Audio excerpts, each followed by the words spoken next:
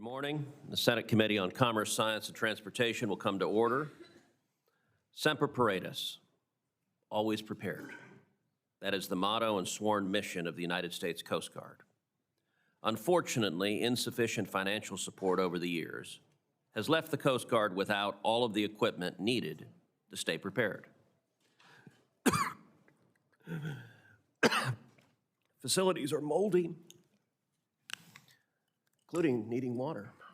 He loves the Coast Guard. He's very emotional about this. Amen. Texas has a lot of coast, and we do love our Coast Guardsmen. Facilities are moldy and decrepit. Technology to thwart drug cartels and human traffickers is outdated. The United States has only 3 aging polar icebreakers, whereas China has 4, and Russia has more than 40.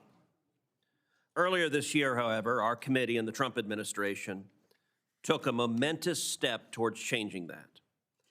The One Big Beautiful Bill Act made an historic $24.6 billion investment in the Coast Guard. It was the single largest appropriation in Coast Guard history. It includes funds to acquire at least 5 polar icebreakers, 40 helicopters, and 9 patrol cutters. It unleashes $4 billion for improving shore facilities like the boot camp barracks, multi-use training centers, and the Coast Guard Yard. Put simply, it funds the Coast Guard of the future. The Coast Guard needs leadership to implement this investment. It needs a commandant who will reinvigorate efforts to protect and patrol America's waters. That's precisely why I'm so glad that President Trump has nominated Admiral Kevin Lunday. Since January, Admiral Lunday has served as the acting commandant of the Coast Guard. In this role, he has exceptionally managed long overdue surges of Coast Guard resources to the Gulf Coast and the Pacific to interdict drug runners and human traffickers, while also balancing the service's many other directives.